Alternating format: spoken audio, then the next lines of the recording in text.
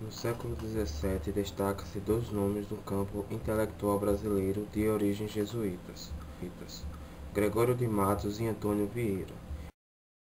Eles tinham pontos de vista diferentes. Enquanto Matos prendia-se ao passado, ligado aos costumes tradicionais, Vieira percebe que a máquina mercante vem para ficar. Aconselha Dom João VI a fundar uma Companhia das Índias Ocidentais, tendo como exemplo a Inglaterra e a Holanda. Antônio foi o primeiro economista do Brasil integrando totalmente ao mercantilismo colonial. Antônio e Jorge Benci eram a favor dos índios trabalharem como escravos, porém Vieira era contra, embora isso não acontecia com os negros. Jorge Benci foi responsável por desenvolver uma pedagogia para a educação dos escravos. Sendo economistas, os jesuítas construíram um grande tesouro. Livre de impostos, eram donos de propriedades de grandes latifundiários, gados, escravos e estavam atualizados na cotação do açúcar e redirecionavam a produção para outros produtos agrícolas. Por conta desse quadro desleal na economia, as coroas da Espanha e Portugal se voltaram aos jesuítas. Obtiveram também o chamado Tratado de Madrid. Este tratado era referente a 100.000 índios que à força foram cristianizados. Desse modo, as alegações contra os jesuítas houve no governo do estado Grão-Pará, o Maranhão. Francisco Xavier de Mendonça Furtado, irmão de Carvalho e Melo, o futuro Marquês de Pombal, reivindicavam pela desigualdade existente nos tributos. Por exemplo, a igreja era isenta de tudo. Diante de tantas manifestações, culminou com a expulsão dos jesuítas em 1759.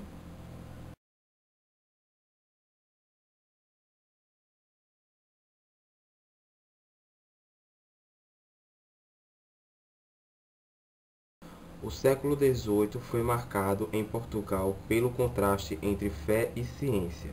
Com influência de ideias iluministas, dava-se principalmente por portugueses residentes no exterior.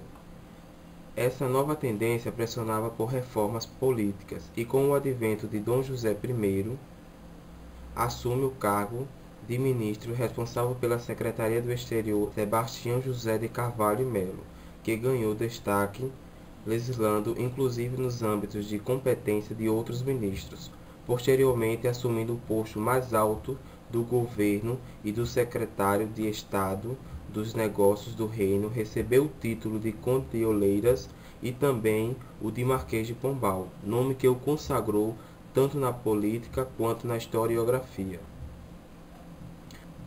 Com suas ideias iluministas, ele fez grandes mudanças, que tiveram como ponto inicial o desejo de Portugal viver independente das influências inglesas, algo que só ocorreu após um terremoto. Em ato público, Pombal apresenta os novos princípios básicos do novo Estado, por ele instituídos.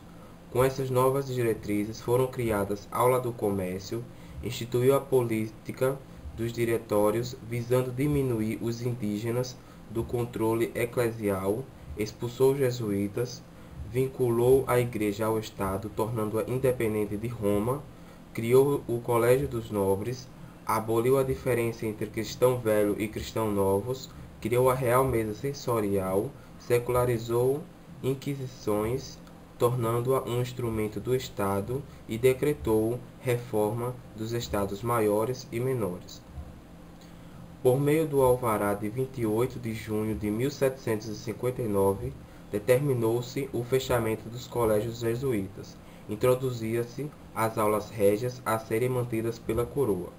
Este alvará teve-se a reforma dos estudos menores, o privilégio aos estudos chamados humanidades.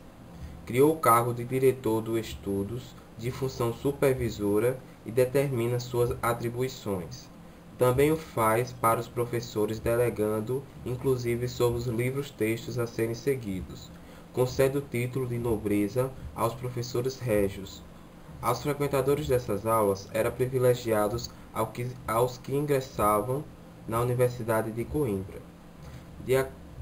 Discorre sobre o currículo e os métodos de estudo a serem adotados, a lotação numérica dos professores por região e quantidade de horas-aulas. Determina que deverá haver atos públicos dos alunos e a motivação virá de atos públicos dos professores.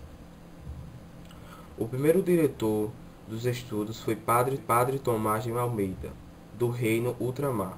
Entretanto, Dom Tomás de Almeida exerceu o cargo até 1771, quando, desmotivado pelo descaso na educação como falta de vontade política, falta de recurso, falta de livros didáticos, atraso de salário, falta de verbas e pediu distanciamento ao cargo, e ele foi extinto e suas atribuições transferidas à Real Mesa Censorial.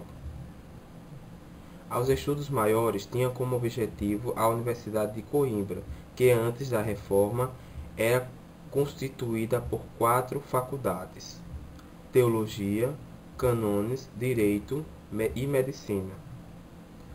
Com a reforma, as 4 faculdades tradicionais foram acrescentadas as de Filosofia e Matemática. Foram mudados os livros-textos dos antigos cursos e revisado sua duração. Institui-se novas cadeiras e suprimidas outras. Entre todas as mudanças, houve um destaque na mudança do curso de Medicina, que agora integra 2 cadeiras de prática. A reforma dos estudos, efetivada por meio dos novos estatutos da Universidade de Coimbra, tiveram o sentido de orientar a vida cultural portuguesa pela ideologia iluminista, com vista a subordinar os assuntos da fé e da própria religião. Torna-se a censura dos livros uma atribuição exclusiva do poder temporal. Daí a criação da Real Mesa Censorial, seguida da secularização da Inquisição, que se converteu em instrumento do Estado. O objetivo da Lei de 6 de novembro de 1772 seguia a reforma das escolas de primeiras letras, tendo caráter reservando o direito aos estudantes de primeiras letras, aquelas cujas famílias eram nobres. O plano que norteava essa reforma consta de 8 itens elaborados pela Real Mesa Censorial. Regulamenta também o currículo desta etapa, as diretrizes adotadas, a inspeção escolar, o ensino particular e as punições para os professores desobedientes e a distribuição de aulas régias pelo reino. Mesmo diante de mudanças, o Brasil se encontrava atrasado em relação aos avanços da educação comparado a outros países. Enquanto o Brasil tinha 5,1% do total, em Portugal 88,7% e o restante para as outras colônias. A Real Mesa propõe ainda um fundo mantedor desses estudos, através da Carta de Lei de 10 de novembro de 1772, que substitui antes chamado de coleta por impostos. De acordo com a proposta da Real Mesa Censorial, criou-se subsídio literário, que garantia todos os gastos com a educação, desde os materiais aos pagamentos dos professores. As ideias pedagógicas de pombalismo teve 2 seguidores na época, apesar de ideias diferentes. Ambos tinham o mesmo objetivo, a educação. Foram Luiz Antônio Verney e Antônio Nunes Ribeiro Sanches. No livro é possível perceber a afinidade com a orientação adotada nas reformas pombalinas, como, por exemplo, a valorização da língua vernácula. Já Antônio Nunes Ribeiro Sanches, seu livro contém inúmeras sugestões que os homens de Pombal transformaram em normas de ação. Em especial, a criação de colégios dos nobres teria sido uma consequência direta da proposta elaborada por Ribeiro Sanches no método para aprender a estudar a medicina. As ideias de Ribeiro Sanches aproximavam-se daquelas esposadas por Mandeville, ao defender a extinção das escolas para os pobres. Ambos consideravam que para os pobres a única instrução necessária e suficiente era a ministração pelos paróquios nos sermões dominicais. Com vista a sintonizar Portugal com o resto da Europa, em especial a Inglaterra, foram tomadas medidas de remodelação da instrução pública, com a criação das aulas régias de primeiras letras, a racionalização das aulas de gramática, latina, grega, retórica e filosofia, e a modernização da Universidade de Coimbra pela introdução dos estudos das ciências empíricas. Acrescentou-se a criação da aula do comércio e do colégio dos nobres. A aula do comércio dirigia-se à burguesia mercantil e o colégio dos nobres à nobreza. Com a morte de Dom José I, em 1707, subia ao trono sua filha, Dona Maria I. Pombal foi demitido, julgado e condenado à pena de desterro para 110 quilômetros de distância da corte em 1781, vindo a falecer no ano seguinte. O reinado de Dona Maria caracterizou-se pelo abandono dos antigos projetos. A rainha desencadeou um movimento de reação internacional, chamado Viradeira de Dona Maria. Era o final do período pombalino. Não chegaram a haver grandes mudanças no campo educativo. As reformas pombalinas continuaram em curso, porém lentos, com o processo de implantação das aulas régias. Houve uma expansão no que se refere às aulas de primeiras letras, que passaram a se chamar aula de ler, escrever, contar e catecismo. Expansão essa que deu-se recorrente às ordens religiosas, fenômeno que ficou conhecido como conventualização do ensino. Inicia-se no Brasil após a aprovação do Alvará de 1759, com o concurso realizado na Bahia e na nomeação dos primeiros professores régios em Pernambuco. Porém, desenvolveu-se em ritmo lento, pela falta de recursos. Recebe novo impulso após a criação do subsídio literário em 1772, mas é com Dona Maria I que os números previstos são ultrapassados. Isso ocorre graças ao caráter qualitativo, que contradizia com o qualitativo das reformas pombalinas.